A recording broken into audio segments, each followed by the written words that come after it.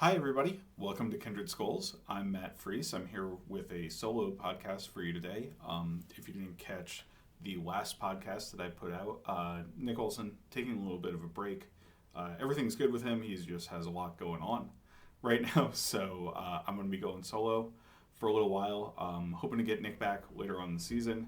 I probably won't be repeating this every single podcast episode, but figure since it's like the second one, I'll do it here. But yeah, let's dive right into it. We'll start with obviously the Vikings Week 1 victory against the New York Giants.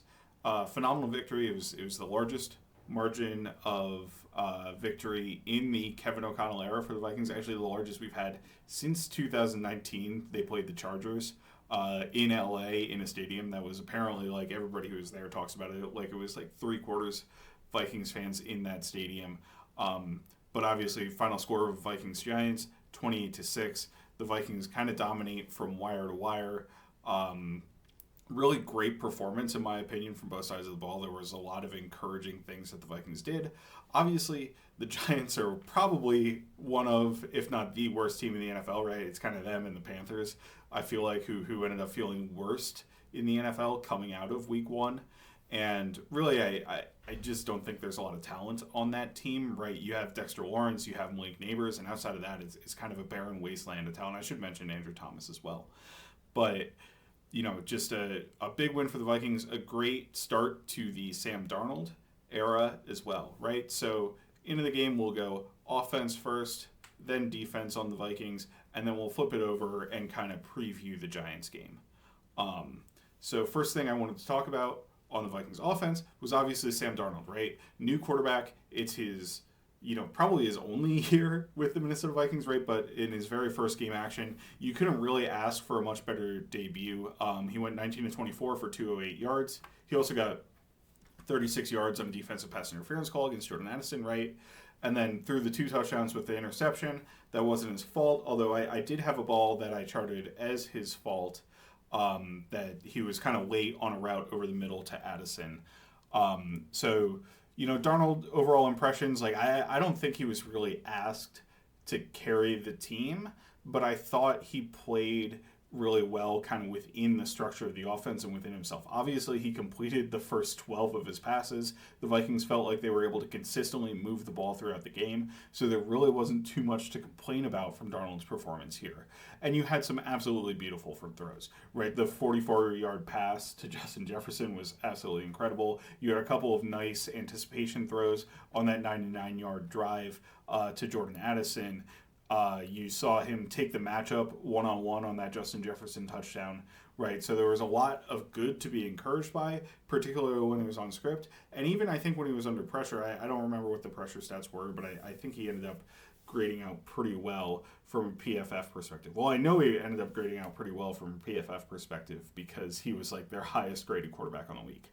I'm not sure if I would quite agree with that, but it was overall an impressive performance with Darnold for me. He was facing a fair amount of interior pressure, and it didn't really seem to phase him, right? Obviously, he took the early sack, but at the end of the day, like, he was able to navigate through pressure, not take sacks, at least get the ball out, right? There wasn't a ton of scrambling going on, but he was getting the football out pretty quickly, on time, and generally accurately. With him, I think it'll kind of go where Kevin O'Connell takes it. But there was one play I noted where I think Darnold just wasn't on the same page with the rest of the offense. It looked like he was attempting the Vikings looked like they were running a screen on the play, but Darnold kept his eyes down in the middle of the field, took a regular 3-step drop, and then it ended up scrambling. This was like a 3-yard scramble gain that he had. But it was very clear to the left that the Vikings were running a screen. Christian Darrisaw went downfield, even, as if he was lead blocking for the screen, and it would have been an ineligible man downfield penalty had Darnold tried to throw the ball after kind of dropping back to pass, right? Because with the screen, you need to drop back kind of 1 step and throw the ball right away. It was nice that he was able to kind of make the most of it, right? He scrambled up the middle, kind of got through a hit or a couple linemen there where I don't really blame the offensive line on that type of play, because screen blocking it's literally supposed to be for like one step or a couple beats, especially on a perimeter screen as opposed to maybe a more traditional running back screen. The perimeter screen, the ball gets out almost immediately. So if they're all thinking that Darnold is going to get rid of the ball, they're kind of going to be a little bit more likely to allow pressure in that kind of scenario. So, obviously I don't want to see mishaps like that from Darnold in the future, but outside of that, I thought he did a really good job of keeping the offense on time, right? And I'll go through more specific plays and kind of detail a couple of the more interesting plays that I thought happened, but just know that generally I thought Darnold was making the correct reads, getting the ball where it needed to go. And I mean, that's how you end up 19 to 24 on the day, right? I would say maybe he played a little bit more conservatively than we might have expected from Sam Darnold, but I think that's a positive from Darnold as well, right? Where the thing you worry about from Sam Darnold is not that he lacked the physical talent to make it in the NFL. It's that he always consistently had boneheaded plays and would end up turning the ball over way too frequently.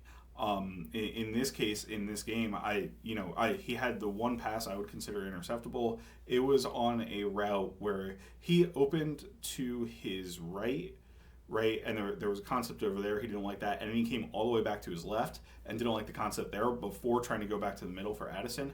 I would have thought that he should have read that right to left, right? So where you have, you go to the two routes on the right, then you come back towards the middle. Jordan Addison kind of breaks open, sits down between two linebackers in the zone, and he could have found him there more quickly.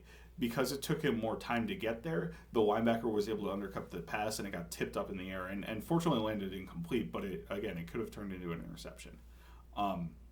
So that was the one mishap I had from Darnold.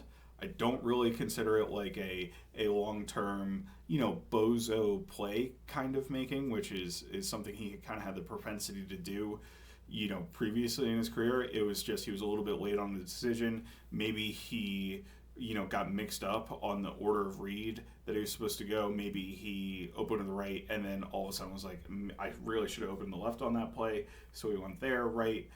I think it's something that will probably settle down as he gets more settled in this offense. We have to remember that it is his first year in the Kevin O'Connell system, right? I don't think we're going to be 100% perfect the whole time, and he doesn't have the recent starting experience where it's something he can just pop back into, from starting last year. But in mentioning Kevin O'Connell, I've probably false started on this a couple times already on this podcast. I did want to go over a couple of really interesting play designs, and I posted most of these to my Twitter, but if you want to try to see a video, but my single favorite play design from Kevin O'Connell in this game was on Jalen Nailor's touchdown, right? The Vikings' second touchdown, Jalen Nailor is on a wheel route. He ends up getting wide open. The reason he ended up getting wide open is because Justin Jefferson, the Vikings had line up in the backfield on that play. I think Jefferson actually motioned into the backfield, and you can see the Giants' cornerback, Deonte Banks, so he follows Jefferson, and the Giants are communicating, particularly Banks, who's emphatically pointing at Justin Jefferson in the backfield, kind of calling it out, trying to alert the defense that something tricky is going on, right? The Vikings have a trick up their sleeve in this scenario. The trick was not that they were getting the ball to Justin Jefferson, although they've done that a number of times, right? I think we see the double passes with Jefferson, where Jefferson's attempting a pass, that it was kind of a similar setup to that. But so Jefferson goes from the halfback position, goes back in motion, ends up kind of being a screen to the right. And Darnold, as he's dropping back, pumps on the screen towards Jefferson. This gets Banks, who's following in man coverage, to follow him, but it also gets the defender who's supposed to cover Jalen Nailor to trigger on the screen, and he takes a couple false steps forward. Because this is man coverage, that's a death knell for that corner, right? So then as long as there's nobody over the top, Jalen Nailor is going to end up wide open. And I should have set this up. You had Jordan Addison to the far outside. He was the number one receiver. Jalen Nailor in the slot, right? And then Jefferson's kind of motioning out, swinging out to a screen position from the backfield. So with that, Jordan Addison's running a post over the top. So that takes the corner above him, who's in man coverage. And it might have been two-man. It might have been single high. I can't remember offhand. But whatever it was, Addison's post to occupy the deep safety, right? So there was no possible help from the deep safety, which means the only man who could have covered Naylor was the guy who bit on the screen, right? The guy in man coverage on Naylor who bit on the screen. Naylor ends up wide open for the touchdown. It's a beautiful design from Kevin O'Connell, preying on the Giants' propensity to want to cover Justin Jefferson, right? Like, obviously, the number one threat on the Minnesota Vikings offense is Justin Jefferson. Every player on every team has him in the back of his mind, in the back of their mind on every play, that the Vikings are going to try to do whatever they can to get this guy the football because he's such a dynamic player, and you can play off of that, and I thought the Vikings did that very well in this game. So that's the Naylor TD. The Josh Oliver big seam play that was on the first touchdown drive, I believe, was also something that kind of played off of Justin Jefferson and also played off of personnel expectations. So this is the red zone. There's a coverage called Red 2. It's a red zone version of Tampa 2. It plays out basically the same as Tampa 2, where you have two deep safeties who are kind of wider than a normal cover 2 safety, and then a linebacker in the middle who's kind of the deep hole player who takes any vertical routes, and that kind of makes up for the extra width of the safeties back there. So in that coverage, well, first of all, a good way to attack Tampa 2 or cover 3 in general is cover 4, and the Vikings ran cover 4 on this play. But the way they got to it, I thought, was pretty interesting. To the left side of the screen, they had, I assume it was Jordan Addison, and I didn't actually note the outside receiver, but Jordan Addison, let's say, outside, and then Justin Jefferson in the slot. Then they were actually in 21 personnel. So to the bottom of the screen, they just had a nub tight end in Josh Oliver before they motioned out CJ Ham to be the wide receiver. So on one side you have two wide receivers, and on the other side you have a tight end who's really the Vikings' primary blocking tight end, right? He's not even a great receiver with TJ Hawkinson out. And you have CJ Ham, the fullback, right? So that combination, you're going to alert to the side with the two wide receivers, right? The Vikings run 4 verticals. Everybody's running a vertical route. The high hole player, right, the Tampa player, turns full on to his right to check Justin Jefferson, who's running up the seam, right? And he's focused on Justin Jefferson and running up the seam. This means that it's an absolutely wide open throw for Sam Darnold to hit Josh Oliver up the seam. Really like the design, really like the detail of putting Oliver and Ham on the same side, but still attacking vertically with them. I think that kind of lulled the defense into a false sense of security, right? We're not going to send our blocking tight end and our fullback deep and expect to complete a deep pass, except we did. So another really cool play design from McConnell there. And then, maybe not so much play design, but an overall philosophy thing, I thought, was how the Giants really kind of over-focused on Justin Jefferson in this game, right? And it ended up being a relatively meager stat line for Justin Jefferson, right? 4 catches, I think, 50-plus yards. He did lead the Vikings in targets. He had 6 targets. It's still a 25% target share, right? So it's not like peak Justin Jefferson is probably like a 30% target share, but it's not like it's low. It's just the Vikings didn't really throw the ball as much, so we didn't get a ton of production from him. But I think that was really primarily because the Giants were really focused on him. And the Jordan Addison defensive pass interference call that we got that really extended the drive on 3rd down was due to the focus on Justin Jefferson. So Justin Jefferson is in the outside, and he motions to become the outside of the receiver on the same side that Addison is. That puts Addison in the slot, right? He was originally the number 1. He becomes the new number 2 after the Jefferson motion. And the Giants kick out the coverage, so the slot defender, they want the outside corner on Justin Jefferson, so now the slot defender has to be on Jordan Addison, but the deep safety also over the top also leaned toward Jefferson on the play. They basically high-load Jefferson on this play in a cover 2 sort of variation. But what that did was got Jordan Addison one-on-one with a slot player who he beat deep. And really, I think if Sam Darnold was able to lay that throw out further, it could have maybe even been a touchdown, right, as opposed to a defensive pass interference. As it was, the pressure got to Darnold a little bit, and he wasn't able to fully step into the throw. I think even on the follow-through, like, his hand hit the defender's arm or something like that. So it's a little bit of a scary situation, right? You don't want to ever see your quarterback hand on a follow through hit a defender's arm, because that can mean broken fingers, which obviously puts the quarterback out for however many weeks until it takes for the fingers on your throwing hand to heal, right? But Addison, beats the player soundly. The safety over the top wasn't able to get there to help, and because Darnold underthrows the ball, Addison's able to fight back through it and draw the DPI, right? To some extent, you got bailed out by an underthrown defensive pass interference, but by the same token, Jordan Addison had the corner beat regardless, so I don't really feel too guilty about benefiting from really kind of an underthrow situation there. So that's another play. And then the final play I wanted to highlight in terms of Kevin O'Connell's play design was actually not even a completion. It was the second deep ball to Justin Jefferson that actually ended up getting broken up. And I thought it was a really good play by the Giants corner, and I'll kind of explain why. So I believe it was a third down situation, and the Vikings are in a bunch formation to the left, right? So you have, I think it was Jefferson is the point man in the bunch. And then Munt was on the inside, I think, and then Brandon Powell was on the outside of that. So in bunch as a defense, there are a couple ways you can play it. And the Giants chose to lock and level it. Lock and level basically means you're going to play man coverage out of the bunch. You lock onto your man and you stay at different levels. So if you watch the play, you can see that the guy covering Jefferson is up in press coverage on him. The guy on the inside covering the tight end is a little bit back, and then the guy on the outside covering Brandon Powell in man coverage on Brandon Powell is the furthest back. So that's kind of lock and level, right? You have all the defensive backs on different levels, and they're locked in man coverage.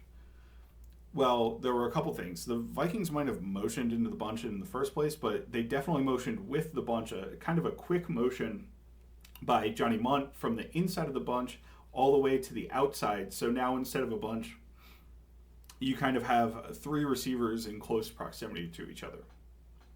The Giants defense responded to this by having the defensive back, I believe it was 27, Jason Pinnock. He followed Munt, but then he pushed out. So he followed Munt and then switched with the outside receiver who was on Brandon Powell.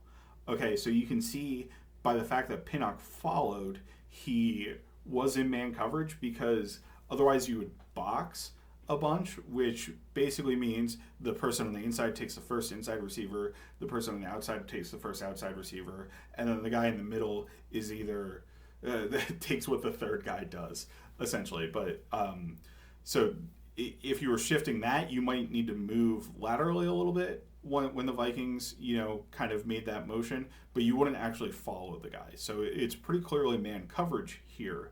And the Vikings have a really good beater for man coverage in this instance, because they're actually running a pick with Brandon Powell.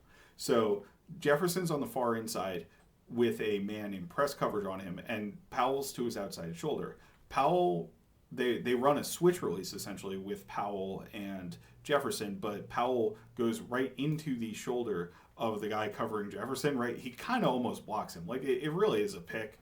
Might be offensive pass interference ultimately, but Powell sells it well enough that he doesn't get the flag thrown, right? And that leaves Justin Jefferson wide open. I mean, he has a ton of space on a wheel route available to him. The thing is, Jason Pinnock, 27, recognizes this pick and goes for the switch immediately and chases down Jefferson on the backside. So he was the guy who was able to contest the pass and force it to end up incomplete, because he made a really, really good read on the coverage. He was in man coverage on Brandon Powell, but he was smart enough to switch over and get to Justin Jefferson and make the stop, right? I still think it's a fantastic design against that bunch formation, just a really nice play by the defender. So I wanted to highlight all of those as Kevin O'Connell play designs that I thought were really interesting throughout the course of the game. And, he's a high-level pass game designer. Like I think that the pass game works really well together. Actually, one last thing I just thought of with O'Connell. The Vikings had a number of plays where they got running backs out quick to the flat, and they were the first read. They clearly didn't respect the Giants linebackers' ability and their speed to get to the flat in this game, which is something you can do if you don't respect your opposing linebackers, right? And it worked to great success. Aaron Jones had a first down on this. Ty Chandler, I think, had a couple first downs on it. It was just cool to see as a quick way to get free yardage, right? There are other free access things that you can do, like if they're playing 10 yards off Justin Jefferson, you can just throw in the ball. But this was kind of a free access, free yardage, early down, keep the chains moving kind of deal that Kevin O'Connell implemented, and I like to see it. So if we flip over back to the individual players, right? Justin Jefferson, I mentioned that, his target share I honestly thought was pretty reasonable for what he was, especially with how heavily the Giants were focusing on covering him. I brought that up with kind of the Addison play, right? But the connection between Darnold and Jefferson on that 44-yard deep ball, absolutely beautiful, right? Like Darnold just completely drops in the bucket. Jefferson gets wide open. The touchdown, the slant touchdown from Darnold to Jefferson, also incredible, right? So the Giants on that play were clearly manned up on the backside, one-on-one Deontay Banks versus Justin Jefferson. If you're the Vikings, you take Justin Jefferson one-on-one versus any corner in the NFL. In that scenario is fourth down. He has got a two-way go, so he runs the slant, wins, survives the catch through contact with his back. That's what makes him so good, is the ability to win one-on-one in basically any scenario. In a difficult scenario, Banks knows it's probably either going to be a fade or a slant and leans towards the slant because he's got inside access and Banks has no help inside, and Jefferson still wins against an okay corner. I'm not going to call Banks like one of the top corners in the NFL, but I think he's a solid NFL player. Jefferson's just somebody you can trust on every single play, so I love to see that. Flipping it over to Jordan Addison, who obviously has an ankle injury. It sounds like he did not practice today. That's probably a concern for his availability this week after he went out of the game. I figured it was probably unlikely that he would end up playing against the 49ers, especially because of the previous ankle injury, although I guess that was the different ankle, right? But the thing is, because the Vikings only threw the ball 24 times, a lot of guys, and Sam Darnold spread the ball out really well. I think like eight different guys got a reception, right? 8 different guys getting a reception is literally a third of your 24 targets, right? So guys aren't getting repeat targets all that often. And Addison didn't get a ton of targets, but I thought, he showed really great route running on 2 that he did on that 99-yard touchdown drive. Where it was on consecutive plays. He was able to win to the out route 2 plays in a row. I thought he sold the route really well. So on an out route, what you want to do is stem inside a little bit. So you end up going straight vertical, and then you lean towards the inside before you have to break down in 2 or 3 steps and turn very quickly to the outside. The inside lean gets the cornerback to have to take a step and turn his hips towards the inside in case you're running a post, and then you get him turned the wrong direction and basically are able to run outside of that. On those plays, I thought Sam Darnold had some pretty good anticipation. Like it wasn't true like he was throwing the ball well before Addison even broke down and the ball hit him as soon as he turned around. But on the first play in particular, I thought that Darnold was able to get the ball and get into his throwing motion while Addison was making the break, as opposed to after seeing him turn and get open, right? And that timing is very important for an offense that's timing based, which the Vikings is in terms of how you're doing your pass concepts, right? There's only a short window of opportunities, and I kind of talked about this earlier with the Darnold pass that got batted up in the air, right? And it was almost an interception. There's only a short window of opportunity for open receivers on a route play, even if they win pretty heavily, right? So you have to make sure you're getting the ball to them on time, and Darnold did a good job of that to Addison on both of those plays. So definitely a loss with Addison. I'd like to see Tristan Jackson get in the game a little bit. I'd like to see, obviously a lot more from Jalen Nailor next week if he has to go into that role.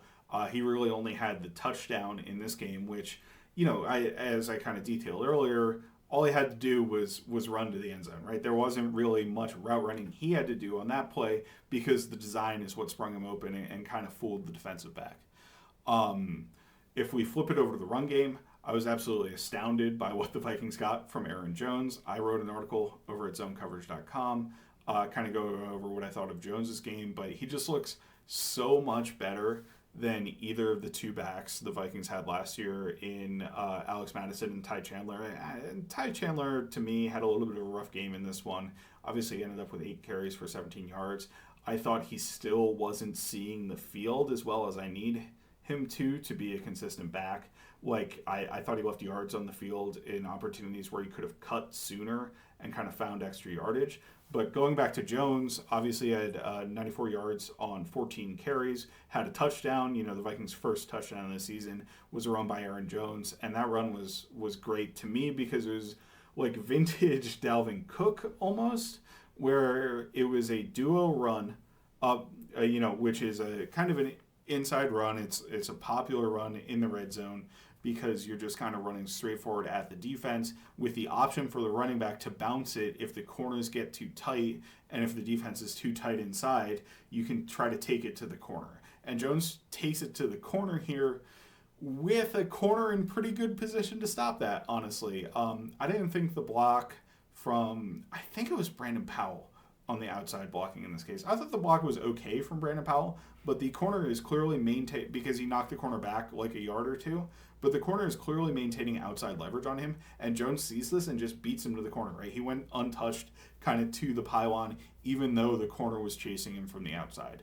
So that kind of burst and speed and decisiveness from Jones, because he takes the handoff and basically runs straight outside, I think that helped him quite a bit in terms of his acceleration on the play and prevented the corner from kind of even being able to make that play or any of the linebackers from being able to get over. Was really impressive to me.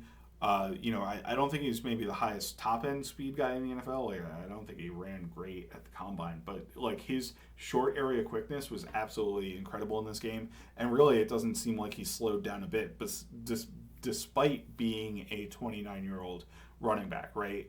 I thought his vision was phenomenal. There was a play on inside zone that the Vikings ran where he jumped over 2 gaps to find a hole in 9 yards, where, an Alex Madison in the world, who I thought made good decisions, but would have kind of run up in behind it and grinded it for 3 or 4 yards, right? Jones is able to have the creativity while still making a smart decision, right? So there's a difference between, jumping something and knowing it's going to work out than kind of cutting outside without a plan and you end up losing yardage, or you end up not able to really make anything positive out of it when you could have followed the straightforward track and gotten a couple yards, and it wouldn't have been an explosive game, but it would have been okay, right?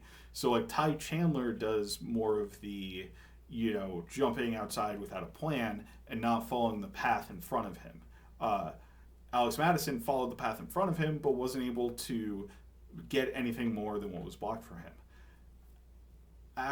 Aaron Jones is able to kind of color outside the lines a little bit and make it work. So that was something that I thought was really impressive from him in this game. Also, just his ability with short area quickness. I mean, even at the end of the game, like, he was dancing all around the place, finding 3 or 4 extra yards when nothing was there, and it was like the end of the fourth quarter of a game that the Vikings had solidly in hand. It's like, dude, don't get yourself hurt, but also I love the effort that's coming from Jones in this game. He's basically impossible to tackle one-on-one in space.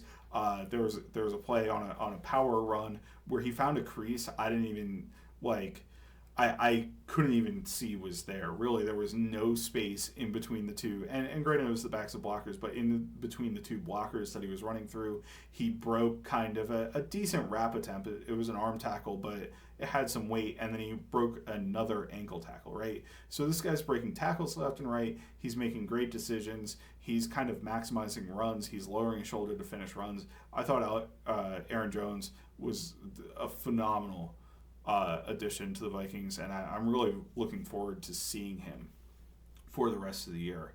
The other thing I was impressed with by the Vikings run game was the variety that Kevin O'Connell was able to call, right? So we had 15 zone runs and 10 gap runs by my count. It was a lot of outside zone. It was a lot of inside zone on offense. Those were still probably the 2 primary runs, but they also ran a lot of duo, particularly in red zone and short yardage. I thought, and that was pretty effective. Obviously, we got the Jones touchdown on it.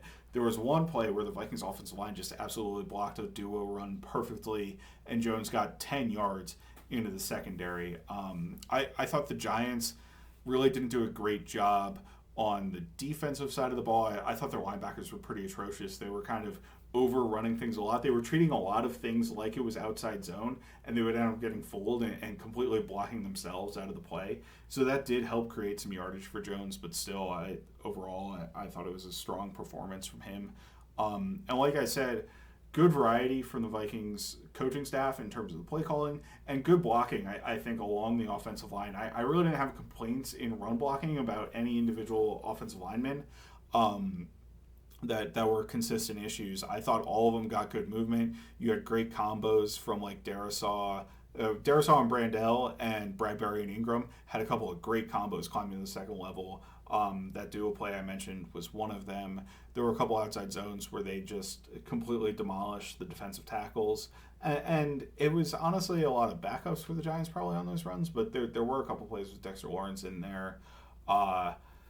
They didn't do as good on the outside zone runs, getting to like the linebackers at the second level. Like Bradbury got a holding call because he was a little bit late to get to the linebacker, kind of grabbed the front of his jersey a little bit. I thought it was a little bit ticky-tack on the holding, but kind of is what it is. I was really impressed though, just overall with the run blocking of the offensive line, and that includes Blake Brandell, but is not exclusive to Blake Brandell, right? I thought all five guys had pretty strong games run blocking. The tight ends did a little bit worse, I would say. There were notable misses from Oliver and Munt. Munt on a pin and pull at the goal line for Ty Chandler ended up losing 3 yards because he couldn't get out and block the corner in front of him, and Chandler couldn't break that tackle.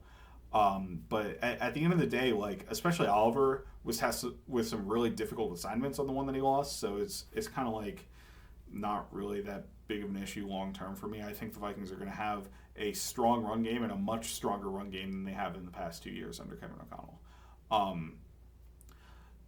If you flip it over to the pass protection, that's where Ed Ingram and Garrett Bradbury really had a rough day. And they had a rough day with specifically one player, Dexter Lawrence, right? I think PFF credited him with 6 pressures. He was consistently pushing the pocket. The first sack of the game, the only sack, the sack on the first drive, the only sack that Sam Darnold took was a rep where the Giants got the Vikings to kind of go 5-on-5 with the offensive line, slide Bradbury to the left where the Giants threatened with 5 guys on the line of scrimmage. That left Ed Ingram one-on-one with Dexter Lawrence, and he just lost, right? I think there are going to be some scenarios in the NFL where, hey, you're going up against the single best nose tackle in the NFL in Dexter Lawrence. Like, I don't think it's a question that he's the best nose tackle, and he's like a top 3 interior defensive lineman, period, right? So you're going to be overmatched in some situations. You got to find ways to block him with 2 guys, and even when he was blocked with 2 guys, he was splitting kind of double teams from Ingram and Bradbury,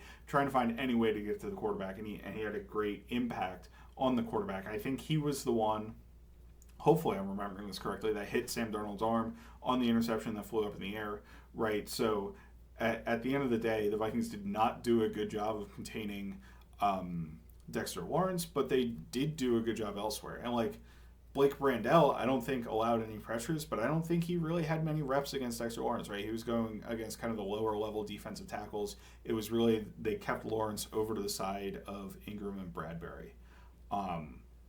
So end of the day, pass protection, interior rough day for Ingram and Bradbury. They're not going to be facing Dexter Lawrence every game.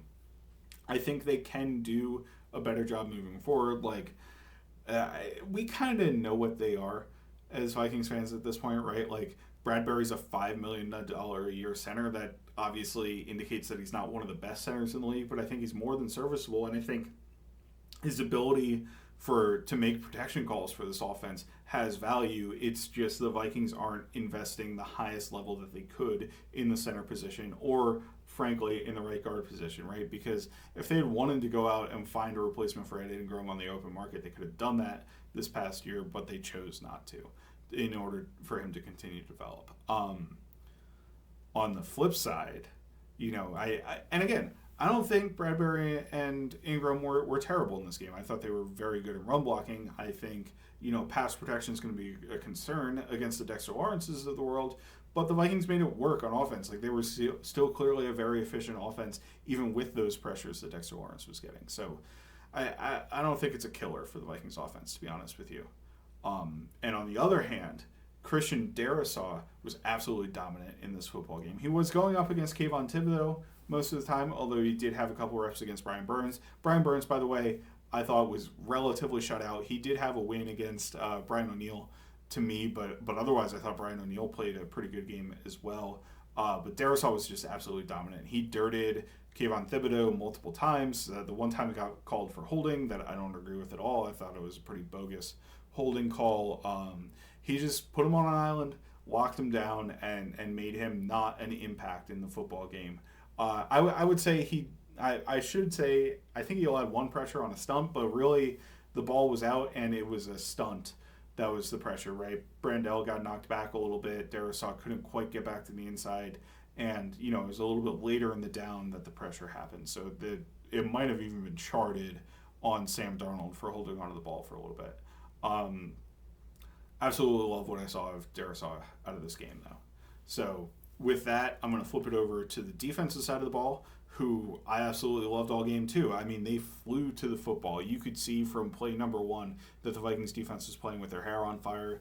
I put out a highlight on Twitter that had almost everybody on, the back seven of the defense flying the ball, like Blake Cashman, Ivan Pace, Byron Murphy and Cam Bynum, and Josh Metellus, and Stephon Gilmore even had plays where they were like trying to blow up screens, blowing up run plays in the background, in the backfield. Like, it was happening in every single scenario. Harrison Smith obviously had the interception that he drove on. A lot of good stuff there. But one player I wanted to shout out, and, if you've listened to this podcast for a while, we have a little bit of a love affair with Harrison Phillips, who I think is really underrated for what his skill set brings on the interior of the Vikings, right? Like, he is a run defender first. He's never going to give you too much as a pass rush, but the run defense is critical on base downs, and the Vikings try to find their pass rush elsewhere, as I'll get into a little bit, on later downs in passing scenarios, right? And he also appears to be a leader on the defensive line, right? He's in charge of the defensive line calls in terms of stunts and things like that. So I think he's absolutely worth the 2-year, $19 million extension that the Vikings gave him just a couple days ago. Really, you could see it from the first play of this game that he's locked in and ready to play the season. He does a great job kind of reading the run in front of him, so he's getting down blocked from the guard to his right. He's actually head up on the center in a zero tech nose position, sees the center go to his right, sees the pulling guard that was going from his right to his left, and is able to turn, take on the right guard who ends up blocking him, shed that right guard, and get it on the tackle that Blake Cashman also rushed forward to. He also got a sack in this game. It was kind of a cleanup sack, but we absolutely take those. And he got a pass breakup on a stunt. Like, he was kind of affecting the game in all sorts of areas in the box score, along with his traditional very strong run defense. So really impressed with Harrison Phillips. Huge shout out to him for getting the big deal. The story of the game, to me, I guess, on the defensive side of the ball for the Vikings was just how inept they made the pass offense for the Giants, right? Like, it was going absolutely nowhere outside of a couple nice plays to Malik Neighbors, who looked really good. Like, he looked the part as a guy who's, a top, I guess he was a 6 overall pick, but like a top 5 pick, or maybe it was 7th overall. I don't know. Guys kind of fell in the draft, but no, I'm sorry, I'm wasting time here, but it was 6th overall in the draft. Daniel Jones seemed to have no appetite for trying to discern what the Vikings were doing on the back end in terms of coverage. I went through and charted what the Vikings did in terms of coverage. They played 51 coverage snaps. That includes plays where there was a scramble or a sack, or a couple plays got nullified due to penalty. But they only played 10-man coverage reps with 41 zone coverage reps. I think that's actually more man than the rate that the Vikings played man last year because they played almost no man at all.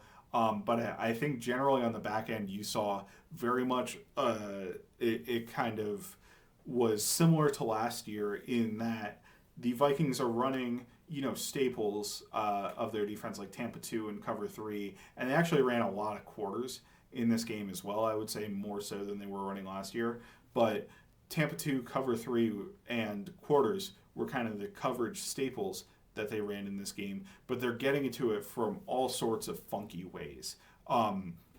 Particularly cover 3 and the Tampa 2, right? They do all the weird invert stuff. There was one play where it took me a while to try to figure out what they were doing on this, but it's basically Harrison Smith and Josh Metellus were on the line of scrimmage, and Harrison Smith runs back to play the deep middle of the field with Cam Bynum originally in the deep middle of the field, right? So you've got corners on either end, and then Cam Bynum looks like he's in the deep middle, but he actually comes up and is, an underneath zone in cover 3. And Josh Metellus is sprinting out with Harrison Smith because he's relating to the number 3 receiver on the other side, and he's got a cover 3 zone underneath as well. It's 3 Buzz is what the name of the coverage is. 3 Buzz Mabel specifically from like a Saban perspective, where the Mike player, which was Josh Metellus in this case, is relating to the number 3. The thing was, Josh Metellus, rather than being, a middle linebacker, right, like the traditional Mike position, was on the line of scrimmage opposite where the 3 receiver set was. So he's running all the way back to the middle to try to relate to this player on a vertical route. So it looked like, he was kind of chasing Harrison Smith up the field, but that's what was going on there. So really funky way to get to that coverage. Probably hard from an offensive perspective to discern, and Daniel Jones didn't look interested in doing that. Like, he was just checking down time after time after time. The Giants' offense was inept. They either weren't in the right position, or Daniel Jones wasn't able to throw the ball accurately, or they were dropping the passes that he was throwing. So it looked really bad all throughout the course of the game. And the Vikings' funky coverages, I think, are a big part of that. You flip it over to, another, probably the single standout of the game for the Vikings on defense, right, was Andrew Van Ginkel. He also, unfortunately, had a foot injury, and was DNP for Vikings practice today, so we'll have to monitor his status throughout the week. But Van Ginkel had a sack, in the red zone that forced the Giants' first field goal. That was pretty much a cleanup sack to me. It wasn't all that interesting. But the great play was his interception, right? So on the interception, the Giants have 4 receivers to the right of the offense.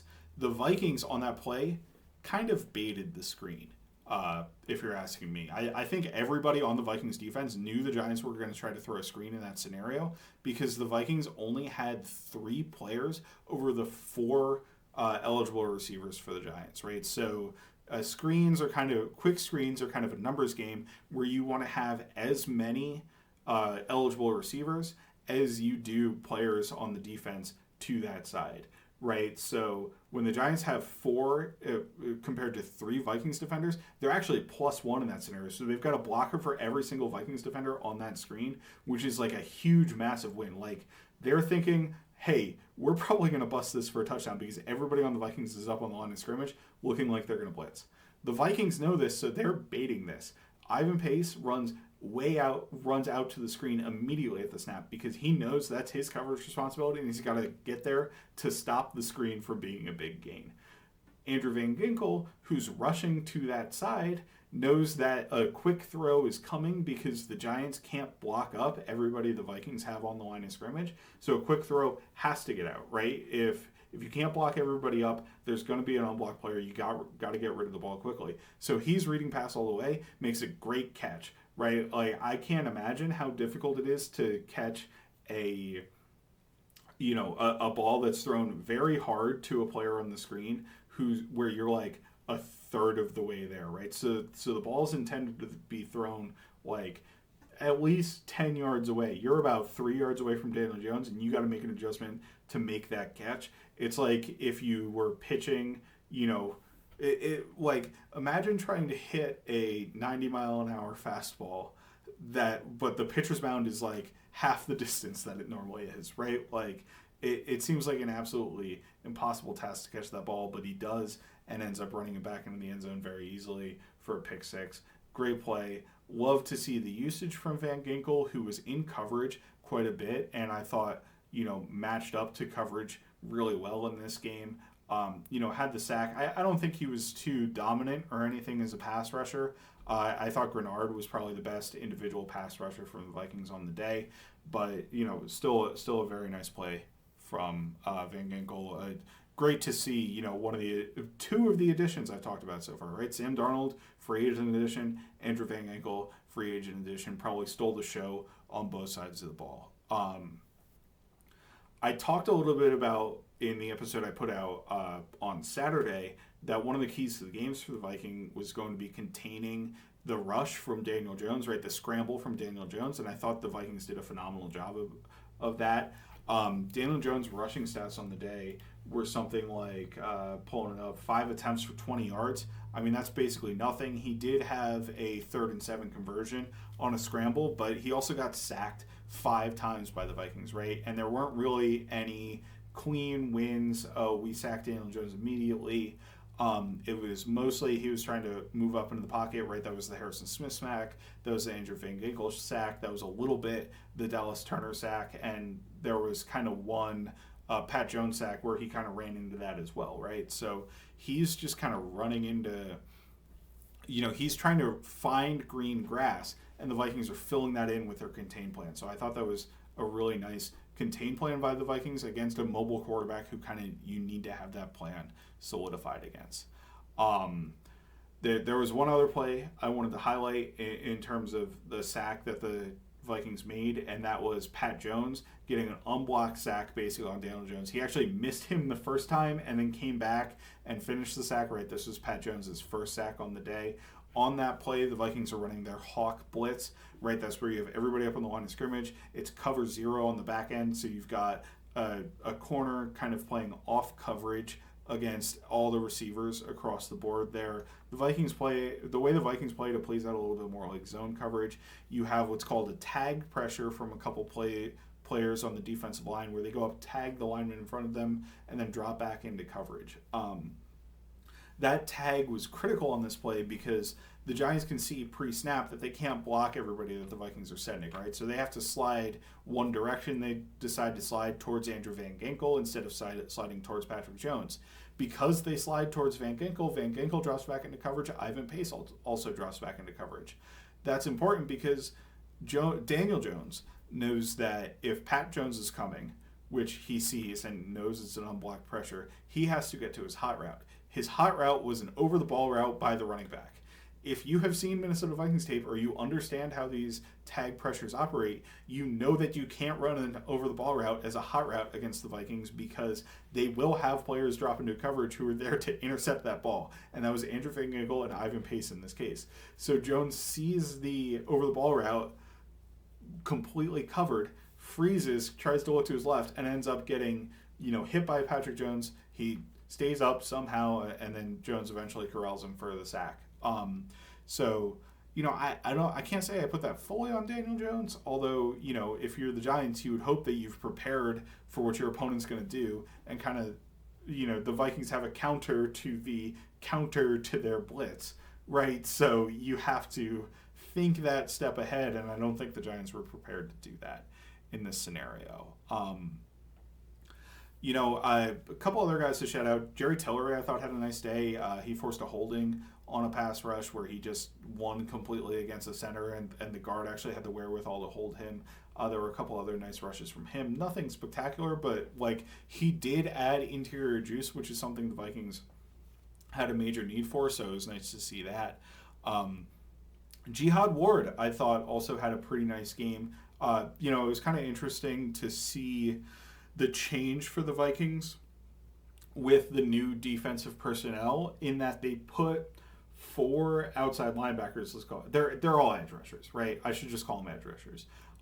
In the 2-minute drill situation for the Giants at the end of the half, they had 0 interior defensive linemen on the field, and they had 4 edge rushers. It was Grenard, it was Van Ginkel, it was Turner, it was Jihad Ward, right? And it was Grenard and Ward who were rushing on the inside against the guards.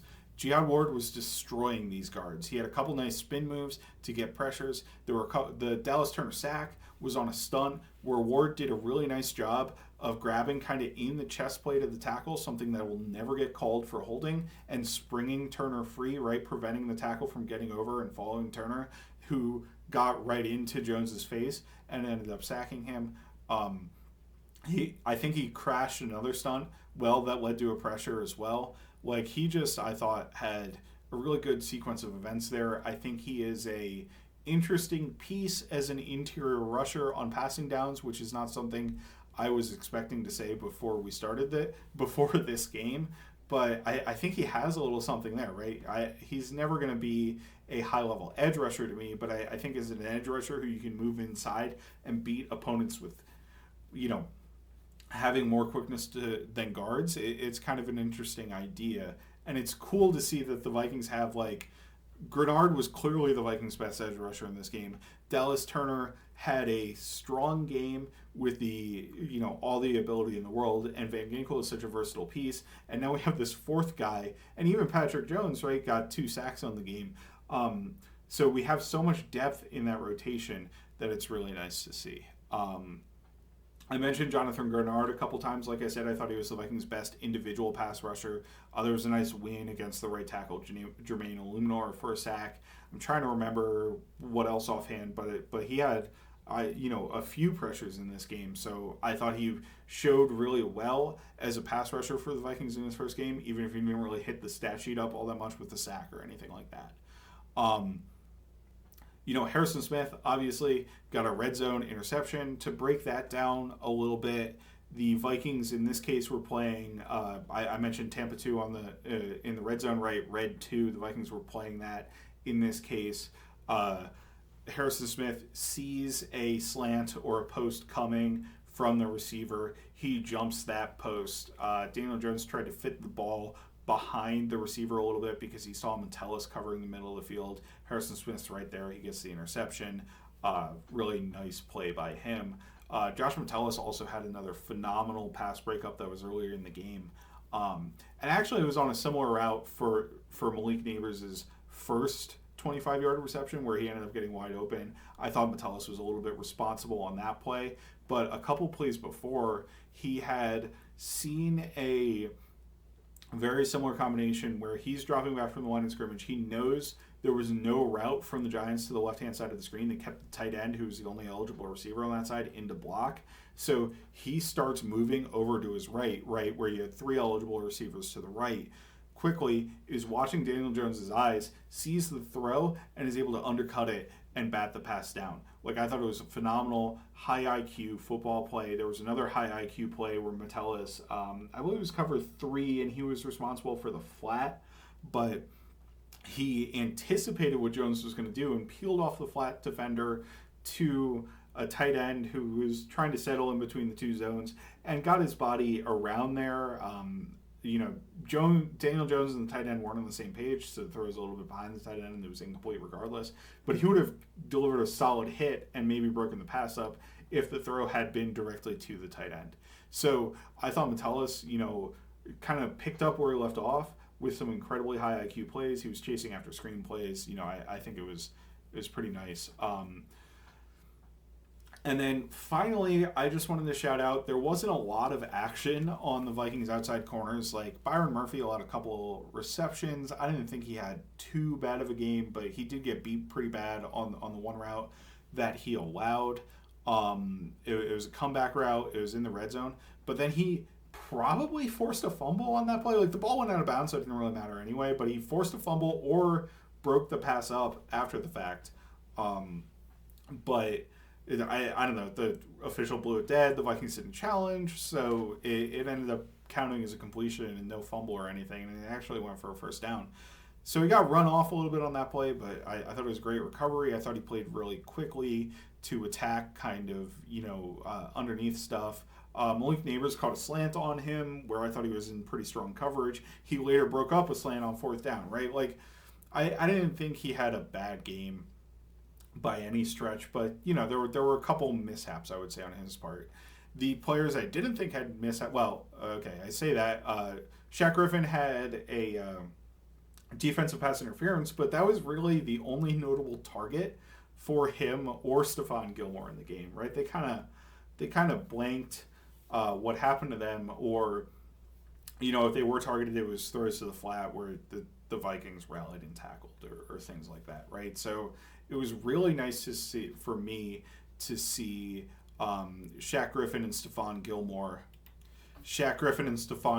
be like adults in the room at corner. I don't think that's really something the Vikings had outside of Byron Murphy last year. Like, just I don't think a Caleb Evans or Mekhi Blackman or anybody else who got in for the Vikings really had the veteran savvy that those guys do to be able to play coverage the way you need to in zone, prevent throws underneath, take away throwing windows that kind of discourage throws from the quarterback.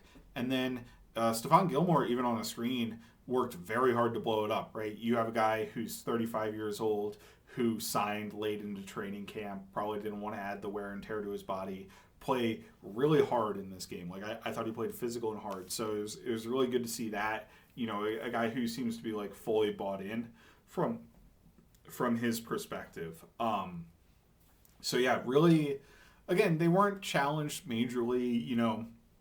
There may have been an instance or two where they allowed some separation, but the throw didn't get there, so overall it'll be a good game. Now, it'll be interesting to monitor against better opponents than the Giants, right? The Giants only had one notable receiver, Malik Neighbors. They really had no pass-catching threats outside of that, and they had a quarterback who was running for his life in the backfield and really didn't seem all that, mentally prepared to play a defense that throws a bunch of crazy coverages at you. So you get some of these better prepared teams, and the Vikings are going to play one this next week, and it might be a different story, but it'll be something that we have to monitor. So that was really a long breakdown on Vikings-Giants. Hopefully a lot of detail that you guys could take away some stuff from, but I'm going to flip it over to the 49ers game here. So first thing about the 49ers is, Christian McCaffrey probably looks unlikely to play. Like, the 49ers aren't saying anything, but they're talking, hey, maybe it's a good idea to put him on IR right now. So I really don't think he's going to play in the game against the Vikings, right? But if you look at their roster, it's all the same stars that took them to the Super Bowl last year, almost across the board, right? I mean, Trent Williams, who we didn't actually have to play last year, Deebo Samuel, who we didn't have to play last year, Brandon Ayuk, Brock Purdy. The rest of that offensive line is intact, if not better. They might have upgraded with their rookie Dominic Pooney. I believe he's playing right guard. George Kittle, obviously, is a phenomenal player. On the defensive side of the ball, they still have Nick Bosa. They still have Javon Hargrave. They still have, actually, Hufanga might be injured as well, but they have Travarius Ward and Diamador Lenore, who I think are pretty underrated as cornerbacks in the NFL, right? So it's all the same stars you typically associate with the San Francisco 49ers, who have been one of the best teams in the NFL for a handful of years now, right? So it's a really difficult test for the Vikings. It's not something I would have picked them to win heading into it. I'll go through the team a little bit. It's probably not somebody by the end of us that I'm going to pick the Vikings to win against. But I think that the Vikings showed against the Giants that they are hopefully going to be able to at least put up a competent performance against this 49ers team. If any of you watched Monday Night Football, you probably saw the 49ers and their backup running back Jordan Mason, who I thought had a pretty good game and is a solid player, run all over the New York Jets. The Jets did not appear to be prepared to stop the run in that game at all. And they really were not prepared by alignment, right? So they were running 2-3 techniques and wide nines basically all game, which is just an invitation for the 49ers to run the ball down your throat. And if you give the 49ers that invitation, they're going to do it. The Vikings last year against the 49ers were much, much better against the run than that. They allowed only 65 yards on 22 carries. One of the interesting things about last year is that the 49ers offense, they lost. They only put up 17 points, but they only punted the ball once. They turned the ball over 3 times. So Christian McCaffrey fumbled on the first drive, I believe, for the 49ers. And then obviously Brock Purdy had the 2 back-to-back interceptions or back-to-back drives with interceptions to end the game. But on the other drives, they either scored or I guess they missed a field goal on the one drive, and then they punted on only one drive in that game, right? So that's also not a lot of drives. There were only like 8 or 9 drives because both teams, were moving the ball pretty effectively and put together long 10-play drives that take up a lot of time off of the clock. So it'll be interesting to see if the Vikings can do a little bit better and maybe force more punts in this game, because you can't necessarily count on the turnover luck or turnovers to come in the game that they had last year, right? The key to do that, first and foremost, as I mentioned, is stopping the run. Like, it's a super cliche thing to say, right? But if you allow the 49ers to just run the ball on you, they showed against the Jets that they are fine just almost every snap, handing the ball off and running it down your throat for 100, 150, 200 yards, whatever they want to get to. So the Vikings defensive line, I think, comes ready-made to stop that better than the Jets did, right? I mentioned the 2-3 techniques and 9 techniques. The Vikings don't do that. I mean, I guess we had the Eagles game last year, but the Vikings are on base downs, going to put 3 interior defensive linemen with 2 edge rushers and then 2 linebackers behind that. That's a pretty solid run front. Usually they have a safety even rotated down in the box in that case, right? They're going to, they're going to play pre-snap with the safety in a box a lot with Josh Metellus and Harrison Smith in the box a lot. So you're going to be running into loaded boxes if you're the 49ers. Harrison Phillips and Jonathan Bullard have been fantastic run defenders. I thought Grenard was pretty good in run defense as well. Jihad Ward is a heavy body that you can put in there. Van Ginkel isn't as heavy, but he's technically very good in run defense from what I've seen. The Giants weren't able to really get anything going on the ground, and they didn't really try all that hard to run the ball. So it's kind of hard to see exactly how these guys are going to mesh, right? And when they were running on the interior, the Vikings were pretty well able to shut that down with their interior defensive linemen. So maybe there's a weakness I'm not sure about, on the edge or something. But in all, I think the Vikings are going to be pretty strong against the run and should be well equipped to at least limit the 49ers offense. I'm not going to say stop the 49ers offense, because that's a relatively impossible task, right? You flip it over to the passing game. Kyle Shanahan is always going to come up with like a crazy innovative passing game that does a great job of getting guys open. You had Kyle Juszczyk wide open multiple times down the sideline against the Jets last week. So we expect that. I guess the thing for the Vikings will be they do a good job of obviously confusing looks. I talked about that with Daniel Jones a little bit earlier. If they can confuse Brock Purdy again in the way that they forced 2 interceptions against him last year, where he's trying to make anticipation throws and Cam Bynum was able to jump the routes, like, that's the way you beat them, right? You trick them into thinking they're seeing one thing and getting the one thing, and you do something else. The Vikings are equipped to do that. If they're going to make an upset, they need to be able to jump those balls and make that work. They also leave holes in the zone, as we saw towards the end of last year, when you're running that kind of zone coverage. So, the 49ers could easily exploit that and throw for a ton of yards, or if they're able to find a way to trick the 49ers and play on Brock Purdy's expectations, where he wants to be an anticipatory quarterback, throw the ball to design plays on time at the right time. That's how he wins as a football player. If you can trick that, you can, get a couple picks like the Vikings did last year, but it's not a guarantee because the 49ers are a smart team too, right? I think if you're trying to outplay the weapons, I'm not sure the Vikings have the horses to do that, right? Brandon Ayuk is a top tier NFL receiver to me. You're not going to be able to line up in man coverage even with this Stephon Gilmore or somebody and stop that one-on-one. Deebo Samuel isn't that great against man, but his ability after the catch is just incredible, so it's kind of hard to leave him one-on-one, right? You need a ton of people to rally to the ball to try to bring him down. George Kittle is a matchup nightmare. I don't think the Vikings really have somebody on the field who can match up one-on-one with him. Josh Metellus is probably the closest thing, but I don't think he's a pure man coverage player either, right? So you're going to have to play the zones that I was talking about and kind of just contain this offense from that perspective. Another thing that happened last year that the Vikings won't necessarily have to deal with is, Christian McCaffrey screen touchdown, but hey, Deebo Samuel, as I mentioned, is just as effective on the screens. The 49ers come up with some really interesting screen designs, and while I think the Vikings are generally a very good screen team, a high-level play caller like a Kyle Shanahan or an Andy Reid, with their unique screen designs that are kind of more interesting, and I thought the Christian McCaffrey screen last year was a really interesting screen design to get to that look, to kind of catch the Vikings off guard a little bit on the screen compared to what they normally see from triggering on screens. Could be an impact as well if the Vikings are blitzing a lot in this game.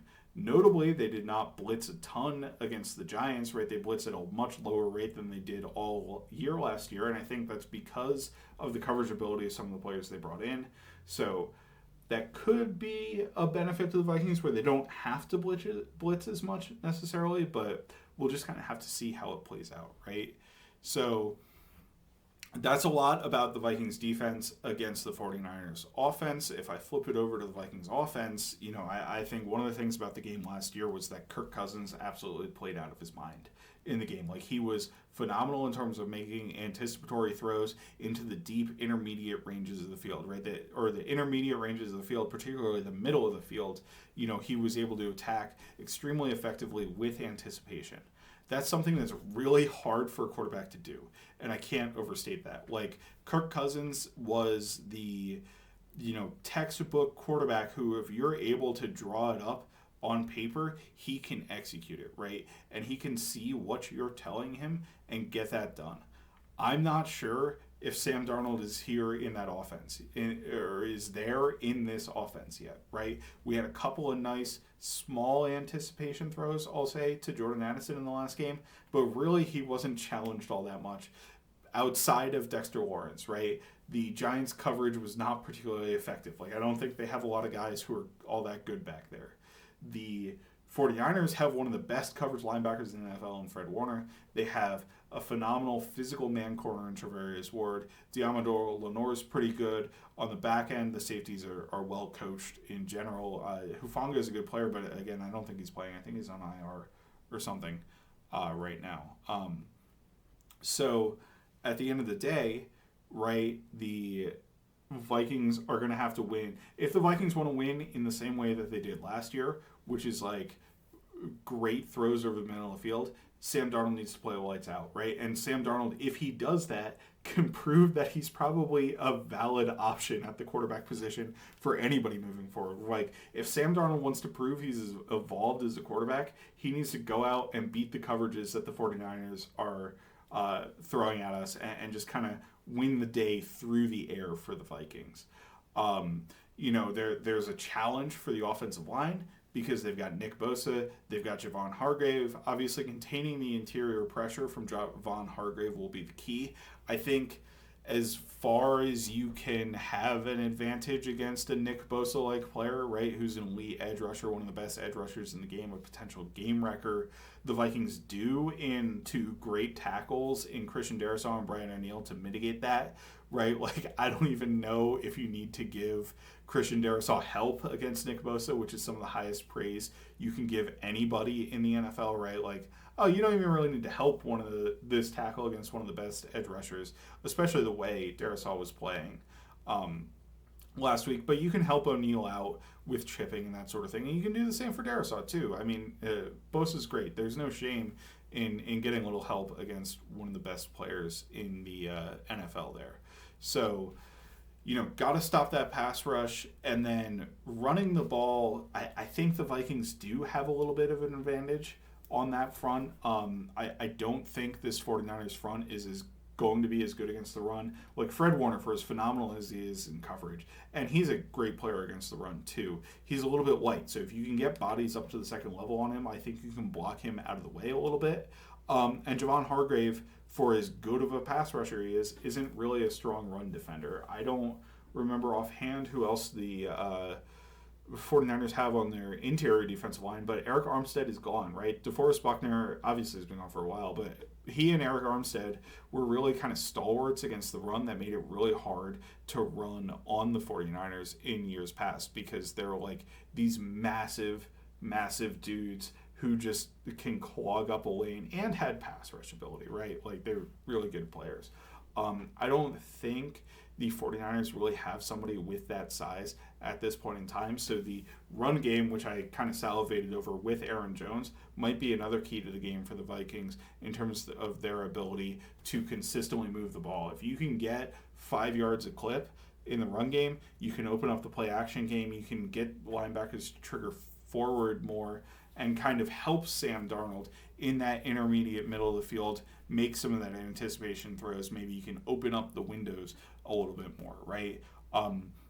I still think ultimately the ability to make those throws, the ability to move the ball through the air is going to be the key in the game. But you can kind of see how running the ball a little bit might help open that up, right? Because the Vikings were able to do that last year without running the ball successfully because of Kirk Cousins' ability.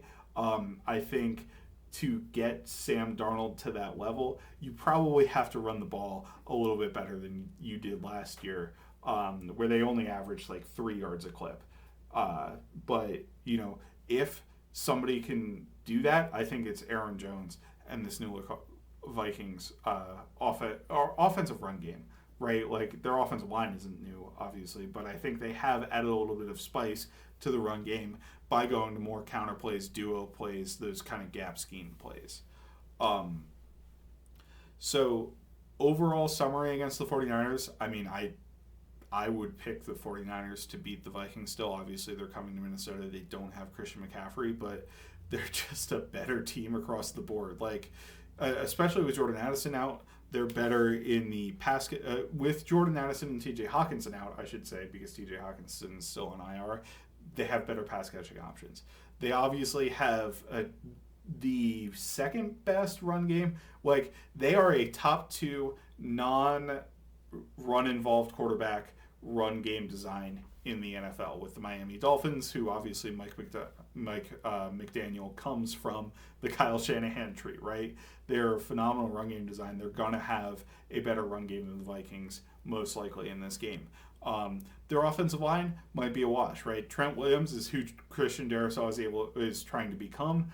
Brian O'Neill's better than Colton McKivitz, their right tackle. The interior offensive line, you know, young and promising, I would say, for the 49ers, or promising from the Derek Pooney perspective. The Vikings, we probably have a little bit more questions about, but I think it kind of all evens out in the wash there, where that's kind of a wash. On the defensive side of the ball, I just think the pass rush potential from both Bosa and Hargrave probably beats out the combination of pass rush from the Vikings and the run defense there, although run defense might be a little bit of a weak link.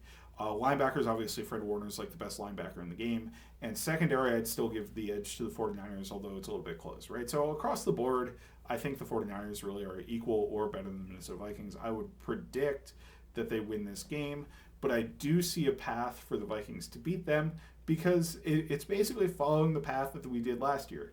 Confuse Brock Purdy a little bit, be solid against the run. Like, first of all, stop the run from damaging you, and then you have to force Brock Purdy to throw the ball and confuse him when he has to do that, which is not easy to do, right? There's a reason this is one of the most effective passing offenses in the NFL. But again, you're playing against a team with Super Bowl aspirations. You have to play a dominant football game in order to win or get a bunch of fluky luck, but we can't count on flukes, right? So very tough matchup against the 49ers. I wouldn't expect the Vikings to win, but I think they can at least be a competitive team against them. And if we see a competitive game, I think we're in for a really nice season, probably beating expectations a little bit for the Vikings. So that's really what I'm hoping for in this game. And with that, I'm going to wrap it up here. My name is Matt Freese. You can find me at Fries Football on Twitter. Nick is at Nick Olson NFL. We're hoping to get him back on the podcast maybe late in the year this year. You can find us at Kindred Skulls on Twitter. We're available on iTunes, Spotify, wherever you get your podcasts. You can find us on video at Kindred Skulls. By the way, I haven't done video for the past couple. I need to get the graphic redesigned if I want to just do it as one person. I've kind of been procrastinating on that for a little bit. So I'm going to try to get that done, and we'll try to see if I can get myself on video for the YouTube here in a little bit. And with that, Skull Vikings.